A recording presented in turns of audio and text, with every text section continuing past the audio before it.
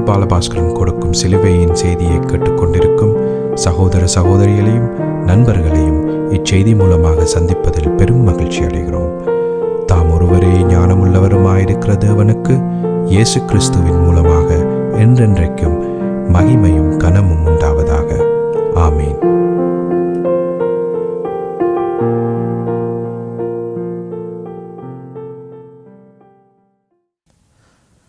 நான் பால் பாலபாஸ்கரன். நான் ஒரு இவாஞ்சலிஸ்ட்.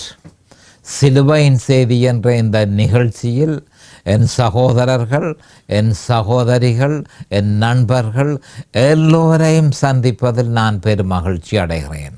கர்த்தராகிய இயேசு கிறிஸ்து இந்த அருமையான நேரத்தை எனக்கு ஒதுக்கி தந்தார். இந்த நேரத்தில் கர்த்தருடைய வார்த்தைகளை உங்களோடு பகிர்ந்து கொள்வது எனக்கு மிகுந்த சந்தோஷமாக இருக்கிறது என்பதை நீங்கள் அறிந்து கொள்ள வேண்டும். கர்த்தருடைய வார்த்தை ஜீவ வார்த்தையாக இருக்கிறபடியினால் மத்தேயு 4 சொல்லப்பட்டிருக்கிறது, மனுஷன் அப்பத்தினால் மாத்திரம் அல்ல, தேவனுடைய வாயில இருந்து வெளிப்படும் ஒவ்வொரு வார்த்தைகளினாலும் பிழைப்பான் என்று சொல்லப்பட்டிருக்கிறது. ஆனபடியால் தேவ வார்த்தைகள் ஜீவ வார்த்தைகள், மனுஷன் பிழைக்கிறதற்கு, மனுஷன் தப்பி பிழைக்கிறதற்கு அந்த வார்த்தைகள் நிச்சயமாக உதவும் என்பதை நீங்கள் அறிந்து கொள்ள வேண்டும்.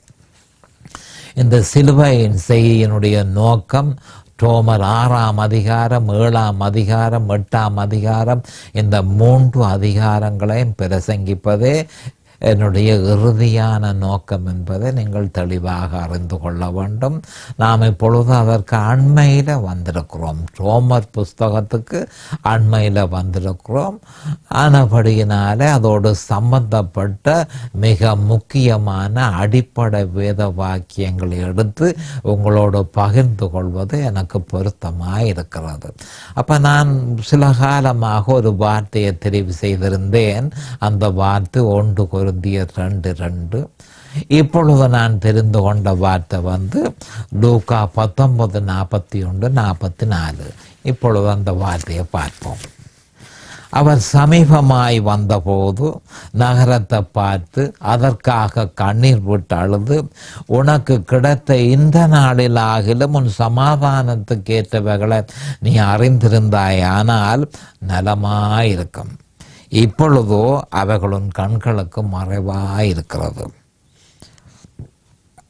உன்னை சந்திக்கும் காலத்தை நீ அறியாமல் போனபடியால் உன் சத்துருக்கள் உன்னை சூழ மதில் போட்டு உன்னை வளர்ந்து கொண்டு எப்பக்கத்திலும் உன்னை நெருக்கி உன்னையும் உன்னில் உள்ள உன் பிள்ளைகளையும் தலையாக்கி போட்டு உன்னிடத்தில் ஒரு கல்லின் மேல் ஒரு கல்லிராதபடிக்கு செய்யும் நாட்கள் வரும் என்றார். அப்போ இந்த வேத வாக்கியம் இஸ்ரவேலியர்களுக்கு நம்முடைய ஆண்டவராகிய இயேசு கிறிஸ்து நேரடியாக அவர்களுக்கு கொடுத்த வசனம். அப்போ இந்த வசனத்தில் அவர் சொல்லி இருக்கிறது என்னன்னு சொன்னால், இந்த சமாதானம், உன் சமாதானத்துக்கு ஏற்றவைகளை நீ அறிந்திருந்தாயானால் நலமாயிருக்கும். அவர்களோ அதை அறியவில்லை. அறியாததன் நிமித்தம் உன்னை சந்திக்கும் காலத்தை நீ அறியவில்லை. ஆனபடியால் உன் சத்துருக்கள் உன்னை சூழ மதில் போட்டு உன்னை வளைந்து கொண்டு எப்பக்கத்திலும் உன்னை நெருக்கி உன்னையும் உன்னில் உள்ள உன் பிள்ளைகளையும் தரையாக்கி போட்டு உன்னிடத்தில் ஒரு கல்லின் மேல் ஒரு கல்லிராதபடிக்கு செய்யும் நாட்கள் வரும் என்றார். அப்போ அந்த நாள் வந்தது.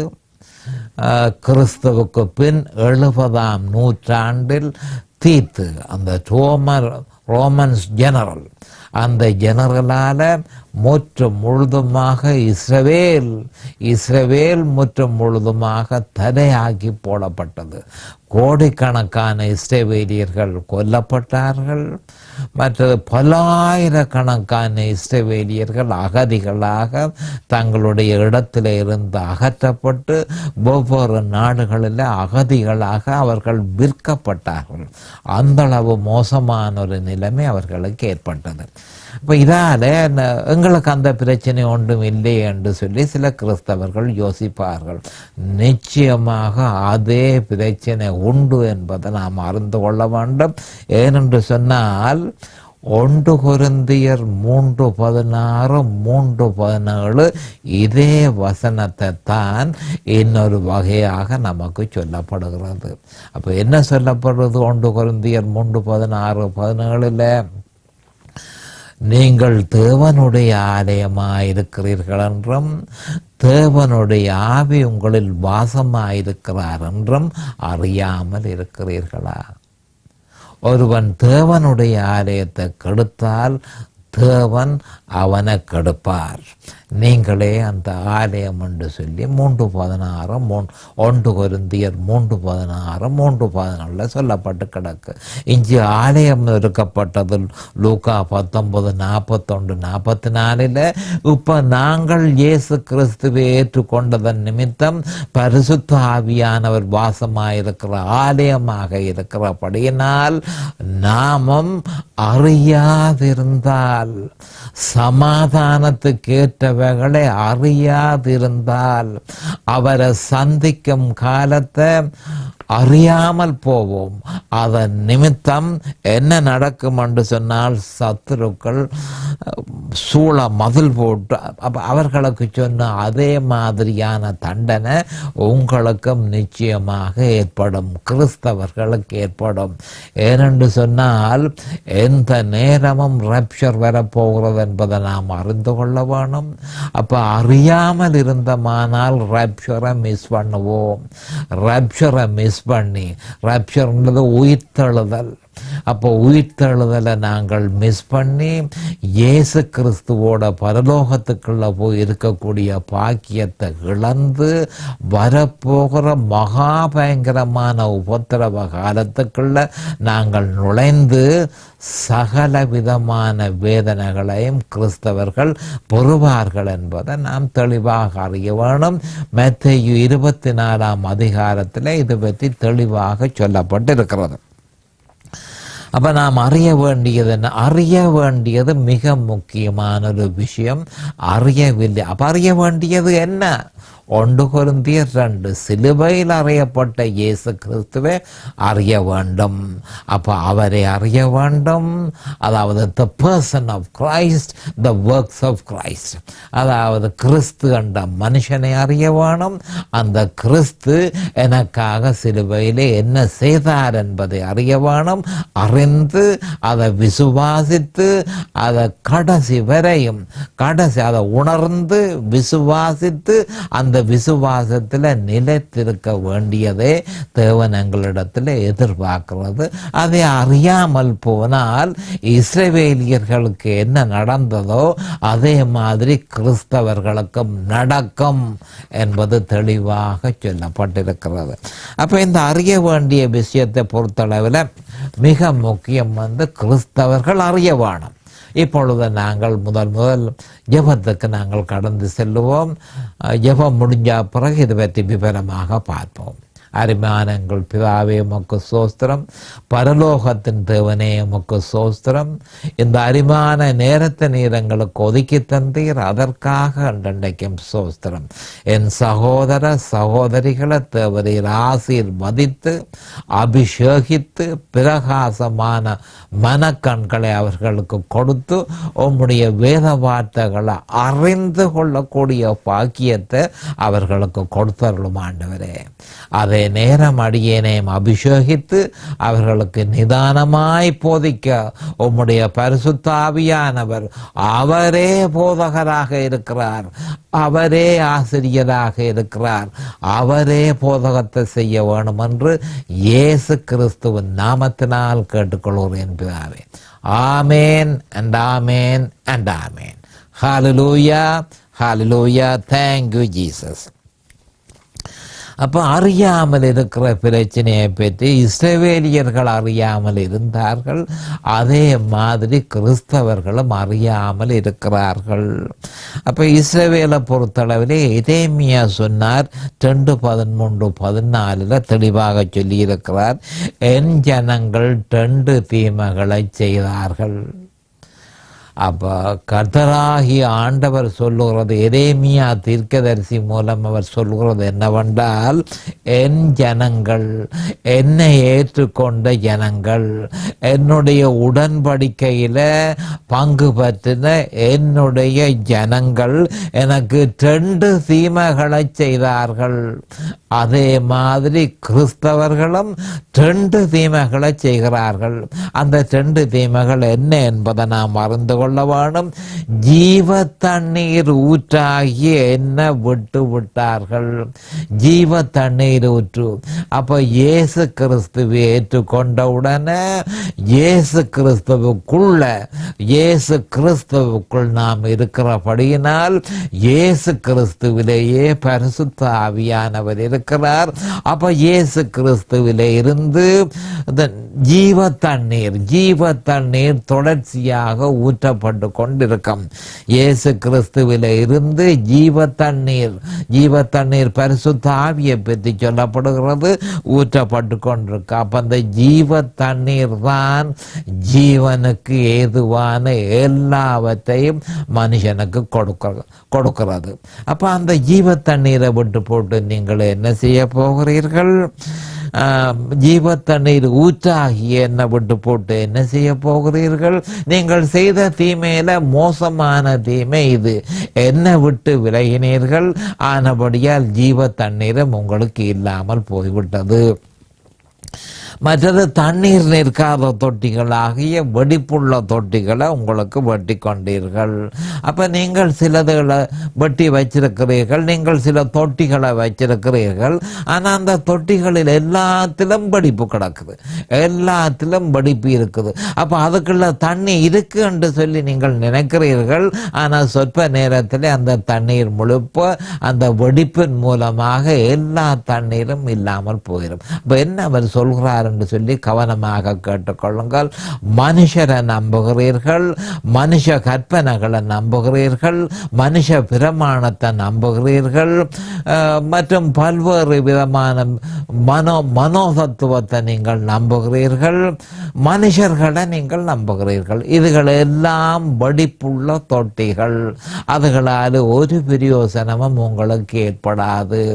நீங்கள் என்னையும் நான் உங்களுக்காக சிலுவையில் செய்து முடித்ததையும் நீங்கள் விசுவாசித்து அந்த விசுவாசத்தில் நீங்கள் நிலைத்திருப்பீர்கள். ஆனால் ஜீவ தண்ணீர் உங்களுக்குள்ளே ஓடும். நீங்கள் எனக்குள்ளுக்குள்ள இருப்பீர்கள், கிறிஸ்துவுக்குள் இருப்பீர்கள்.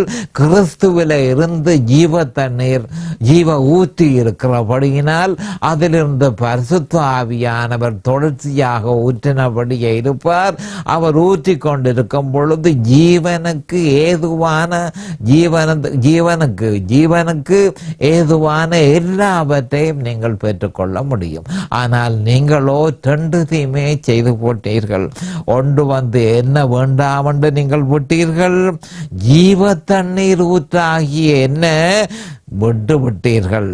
2வது தண்ணீர் நிற்காத தொட்டிகளாகிய வெடிப்புள்ள தொட்டிகளை நீங்கள் காட்டிக்கொண்டீர்கள். இதே மாதிரி கிறிஸ்தவர்களும் ஏராளமான கிறிஸ்தவர்கள் தற்பொழுது சிலுவையில் அறையப்பட்ட இயேசு கிறிஸ்துவை விசுவாசித்து அந்த விசுவாசத்தில் நிலைத்திராமல் பல்வேறு விதமான மனுஷ கற்பனைகளையும் மனுஷ கட்டளைகளும் இந்த மாதிரியாக பல்வேறு விஷயங்களை அவர்கள் விசுவாசிக்கிறார்களே தவிர சிலுவையில் அறையப்பட்ட இயேசு கிறிஸ்துவை அவர்கள் விசுவாசிக்கிறதில்லை.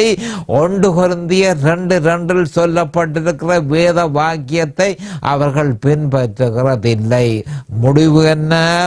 தண்ணீர் நிற்காத வெடிப்புள்ள தொட்டிகளை கிறிஸ்தவர்கள் தங்களுக்கு வெட்டி கொண்டார்கள். அது மட்டுமல்ல, மிக முக்கியமானதொன்று ஜீவ தண்ணீர் ஊற்றாகிய இயேசு கிறிஸ்துவையும் அவரிலிருந்து ஊற்றப்படுகிற பரிசுத்த ஆவியையும் நீங்கள் இழந்து போனீர்கள். என் ஜனங்கள் 2 தீமைகளை செய்தார்கள். அதோட மட்டுமல்ல, எரேமியா 2:14 ஆண்டவர் சொல்லியிருக்கிறது, அது மிக முக்கியமான ஒரு விஷயம். இஸ்ரவேல் ஒரு வேலைக்காரனோ, அவன் வீட்டில் பிறந்த அடிமையோன்னு சொல்லியிருக்கிறார். அப்போ என்ன சொல்லப்பட்டிருக்கு? எரேமியா மூலம் இஸ்ரவேலுக்கு சொல்றாரு, இஸ்ரவேல் ஒரு வேலைக்காரனோ. அப்போ அவன் ஒரு வேலைக்காரனோ? அவன் வேலைக்காரன் இல்லை. இஸ்ரவேல் என்னுடைய பிள்ளை, இஸ்ரவேல் என்னுடைய பிள்ளையாக இருக்கிறான், அவன் வேலைக்காரனோ? அப்ப என்ன சொல்லப்படுகிறது? அப்ப இஸ்ரவேல் இப்பொழுது வேலைக்காரனாக போகிறான். அப்ப எப்படி அவன் வேலைக்காரனாக போகிறான்? அவன் செய்த பிழை இதுதான். என்ன பிழை? அந்நிய தேவர்களை அவன் அணைத்து கொண்டான், அந்நிய தேவர்களை அவன் விசுவாசித்தான். அந்நிய தேவர்களை அவன் விசுவாசித்தபடியினால் வெளிநாட்டு வல்லமை, ஃபாரின் பவர், வெளிநாட்டு வல்லமையினால அவன் பிடிக்கப்பட்டு சேவன்டாக, அடிமையாக கொண்டு போகப்படுவான் என்றதை தெளிவாக சொல்லியிருக்கிறார். இஸ்ரவேல் ஒரு வேலைக்காரனோ, அவன் என்னுடைய பிள்ளையாக இருக்கிறான். ஆனா வெகு என்ன விசுவாசித்து கொண்டிருக்கின்றனையும் அவன் என்னுடைய பிள்ளை. அதே மாதிரி கிறிஸ்தவர்கள் இயேசு கிறிஸ்துவை விசுவாசித்துக் கொண்டிருக்கின்றனையும் தேவனுடைய பிள்ளைகள். அப்ப என்ன சொல்லப்பட்டு கிடக்கு? வேலைக்காரனோ. அப்ப வெகு சீக்கிரத்திலே அவன் ஒரு அடிமையாக போக போகிறான். அப்ப அவன் அடிமையாக போக போறதற்கு காரணம் என்ன? அவன் அந்நிய தேவர்களை விசுவாசித்தான், விக்கிரக ஆராதனையில ஈடுபட்டான், அந்நிய தேவர்களுக்கு பலியிட்டான். அப்ப அந்நிய தேவர்களை அவன் விசுவாசித்ததன் நிமித்தம் ஃபாரின் பவர், அந்நிய வல்லமை, அந்நிய வல்லமை அவனை இழுத்து கொண்டு போகும். இழுத்து கொண்டு போய் அவனை தனக்கு அடிமையாக பாவித்து கொள்ளும். இஸ்ரவேல் ஒரு வேலைக்காரனோ. அதே மாதிரி கிறிஸ்தவர்களை பார்த்து, கிறிஸ்தவர்கள் வேலைக்காரரோ, அவர்கள் என்னுடைய பிள்ளைகள். ஆனால் அவர்கள் வெகு சீக்கிரமாக, ஏனென்று சொன்னால் அவர்கள் கிறிஸ்துவ விசுவாசிக்கவில்லை.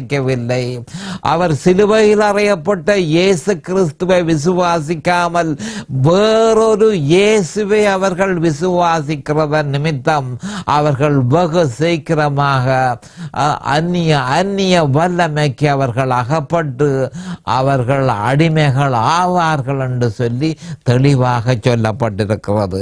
அவன் வீட்டில் பிறந்த அடிமையோ. இந்த வசனம் முக்கியமான வசனம். இஸ்ரவேல் ஒரு வேலைக்காரனோ, இஸ்ரவேல் வீட்டில் பிறந்த அடிமையோ. அப்ப வீட்டில் பிறந்த அடிமை, அப்ப என்ன சொல்லுகிறார் ஆண்டவர் என்று சொல்லி அநேகமான கிறிஸ்தவர்கள் புரியாதிருப்பார்கள். அங்க இங்கு சொல்லப்பட்டிருக்கிற விஷயம் ஒரு இன்ட்ரெஸ்டிங்கான விஷயம். அது என்ன இன்ட்ரெஸ்டிங்கான விஷயம்? அதாவது ஒரு மிருக காட்சி சாலையை பற்றி சொல்லப்படுகிறது. அப்ப மிருக காட்சி சாலையில மிருகங்கள் இருக்கிறத உங்களுக்கு தெரியும். அப்ப அந்த மிருகங்கள் திருப்பி திருப்பி தாங்கள் இருக்கிற இடத்திலேயே, இதுதான் நாங்கள் வசிக்கிற இடம், இதுதான் நாங்கள் வசிக்கிற இடம் என்று சுற்றி சுற்றி சுற்றி அந்த இடத்துக்குள்ளேயே தெரியுது. அப்ப மிருகங்கள் என்ன யோசித்திருக்கு? இதுதான் எங்களுக்கு கிடைச்ச இடம், இதுதான். அப்ப இதுக்குள்ள நாங்கள் என்ன மாதிரி என்றால் சுதந்திரமாக, இதுதான் எங்களுக்கு கிடைத்த சுதந்திரம் என்று சொல்லி மிருகம் நினைக்குது. அப்ப என்ன சொல்லப்படுது? மிருகத்துக்காக அல்ல சுதந்திரம். மகா பெரிய காடுகள் எல்லாம் இருக்குது. அதுகள் விருப்பமான மாதிரி ஓடி திரிஞ்சு சுதந்திரமாக ஓடி திரிகிறதுக்கு சகல விதமான சுதந்திரமும் மிருகங்களுக்கு கொடுக்கப்பட்டிருக்கிறது. அதே மாதிரி இஸ்ரவேலியர்கள் என்ன செய்கிறார்கள்? அதாவது சுருக்கமாக சொல்ல போனால் சர்ச்சுக்கு இஸ்ரவேலியர்களை பொறுத்தளவில், அதாவது போதகர்கள், சுருக்கமாக சொல்ல போனால் வேத பாதகர்கள், பரிசேயர்கள் அவர்களுடைய போதகர்களாக இருக்கிறார்கள்.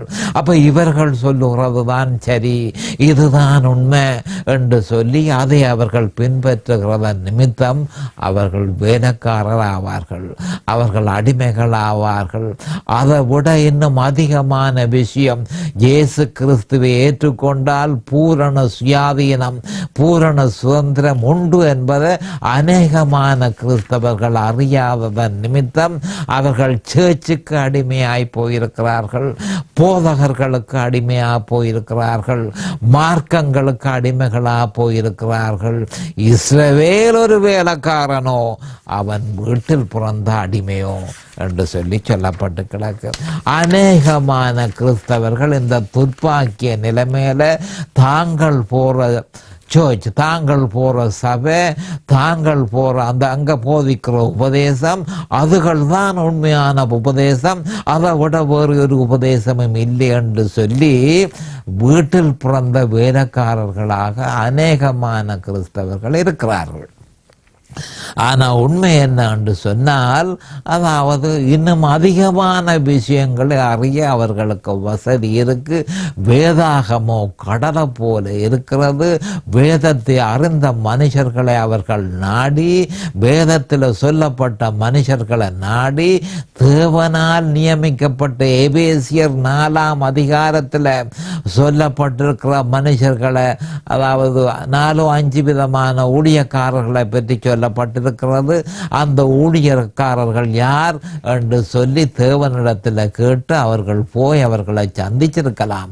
அவர்கள் அதை விட்டு தங்களுடைய சபையே போதும், தங்களுடைய போதகரே போதும் என்ற நிலைமையிலே இருக்கிறபடியினால் அவர்கள் வெகு சீக்கிரத்திலே அடிமைகளாவார்கள், ஃபாரின் பவருக்கு அடிமைகளாவார்கள், அசுத்த ஆவியலுக்கு அடிமைகளாவார்கள் என்றது தான் இங்கு சொல்லப்பட்டிருக்கிறது. இஸ்ரவேல் ஒரு வேலைக்காரனோ அவன் வீட்டில் பிறந்த அடிமையோ, அதே மாதிரி கிறிஸ்தவன் ஒரு வேலைக்காரனோ கிறிஸ்தவன் வீட்டில் பிறந்த அடிமையோ. எவ்வளவோ இடங்கள் இருக்கிறது, எவ்வளவோ அறிய வேண்டியது இருக்கு. அவன் எதற்காக அங்க போய் சிலுவையை பற்றிய செய்தி அல்லாத அடிமைகள் ஆக்குற செய்திகளுக்கு அவன் அடிமையா போயிருக்கிறது என்ன என்று சொல்லி நம்முடைய ஆண்டவர் கேட்கிறார். அப்போ இஸ்ரவேலியர்கள் பழைய ஏற்பாட்டில் என் ஜனங்கள் என்று நம்முடைய ஆண்டவர் சொல்லியிருக்கிறார். அப்படியே புதிய ஏற்பாட்டிலும் விசுவாசம் மார்க்கத்தார்கள் என் ஜனங்களாக இருக்கிறார்கள், என் ஜனங்களாக இருக்கிறார்கள். அப்போ அவர்களுக்கும் சேர்த்தே தேவன் விசனப்படுகிறார் என்ற ஒரு உண்மையை நாம் அறிந்து கொள்ள வேணும். கலாத்தியர் 3:7 சொல்லப்பட்டிருக்கிறது, ஆகையால் விசுவாசம் மார்க்கத்தார் எவர்களோ அவர்களே ஆபிரகாமின் பிள்ளைகள் என்று அறிவீர்களாக என்று தெளிவாக சொல்லப்பட்டிருக்கிறது. அப்ப நான் சொல்றது என்ன, கிறிஸ்தவர்களும் தேவனுடைய பிள்ளைகள். அப்ப அவர்களையும் பார்த்து தேவன் சொல்லுகிறது என்ன என்றால், என் ஜனங்கள் அறிவில்லாமையால் சங்காரமாகிறார்கள், சிலுவையின் செய்தியை அறியாததன் நிமித்தம் அவர்கள் சங்காரமாகிறார்கள் என்று சொல்லி ஆண்டவர் விசனப்படுகிறத பழைய ஏற்பாட்டில் மட்டுமல்ல புதிய ஏற்பாட்டில் இருக்கிற கிறிஸ்தவர்களுக்கும் அது பொருந்தும் என்றதையும் எரேமியா சொல்லி இருக்கிற முக்கியமான வேத வாக்கியமும் பொருந்தும் என்பதை நாம் தெளிவாக அறிந்திருக்க வேண்டும். அப்ப சகல பிரச்சனைகளுக்கும் வேத வாக்கியம் தீர்வாக இருக்கிறது. கவனமாக கேட்டுக்கொள்ளுங்கள், சகல பிரச்சனைகளுக்கும் வேத வாக்கியம் தீர்வாக இருக்கிறது என்ற ஒரு உண்மையை கிறிஸ்தவர்கள் அறிந்து கொள்ள வேணும். அது அங்கே சொல்லப்பட்டிருக்கு. 2 பேதுரு 1:3-4 தெளிவாக சொல்லப்பட்டிருக்கிறது. தம்முடைய மகிமையினாலும் காரூணியத்தினாலும் நம்மை அழைத்தவரை அறிகிற அறிவினால அங்க வந்துட்டது அறிகிற அறிவு. அப்ப மனுஷன் அந்த அறிவைத்தான் பெற வேணும். அறிகிற அறிவினாலே ஜீவனுக்கும் தேவ பக்திக்கும் வேண்டிய யாவற்றையும் அவருடைய திவ்ய வல்லமையானது நமக்கு தந்தருள்ளதும் அன்றி இச்சையினால் உலகத்தில் உண்டான கேட்டுக்கு தப்பி திவ்ய சுபாவத்துக்கு பங்குள்ளவர்களாகும் பொருட்டு மகாமேன்மையும் அருமையுமான வாக்கு தத்தங்களும் அவைகளினாலே நமக்கு அளிக்கப்பட்டிருக்கிறது. தற்பொழுது ஏறத்தாழ எல்லா ஆல்மோஸ்ட் ஆல் ஏறத்தாழ சகல சபையினரும் அறிந்தோ அறியாமலோ அவர்கள் மனோ தத்துவத்தை பின்பற்றுகிறார்கள், மனுஷ கற்பனைகளை பின்பற்றுகிறார்கள், மனுஷ பிரமாணங்களை அவர்கள் பின்பற்றுகிறார்கள். அதை வேதத்தோடு சேர்த்து விசுவாசிக்கிறார்கள் அல்லது வேதத்துக்கு பதிலாக விசுவாசிக்கிறார்கள். அப்போ அதனை ஏற்றுக்கொண்டு அந்த மாதிரியாக மனுஷ கற்பனைகளையும் மனுஷ நியாயங்களையும் மனுஷ பிரமாணங்களையும் மனோ தத்துவங்களையும் சுவிசேஷத்திற்கு பதிலாக ஏற்றுக்கொண்டு அல்லது சுவிசேஷத்தோடு சேர்த்து ஏற்றுக்கொண்டு அநேகமான கிறிஸ்தவர்கள் அந்த ஒரு சுவிசேஷத்தை கடைப்பிடிக்கிறார்கள். அவர்கள் அறியாதிருக்கிறது என்னவென்றால் தாங்கள் வேறொரு சுவிசேஷத்தை பின்பற்றுகிறார்கள் என்பதையும், தாங்கள் வேறொரு இயேசுவை பின்பற்றுகிறார்கள் என்பதையும், தங்களை ஆக்கிரமித்திருக்கிற ஆவி வேறொரு ஆவி என்பதையும் அவர்கள் அறியாமல் இருக்கிறார்கள். 2 கொரிந்தியர் 11:4 இது பற்றி தெளிவாக சொல்லப்பட்டிருக்கிறது. அப்படி எனில் உங்களிடத்தில் வருகிறவன் நாங்கள் பிரசங்கியாத, அப்ப நாங்கள் பிரசங்கிக்கிறது என்ன? 1 கொரிந்தியர் 1:23 நாங்களோ சிலுவையில் அறையப்பட்ட கிறிஸ்துவை பிரசங்கிக்கிறோம்.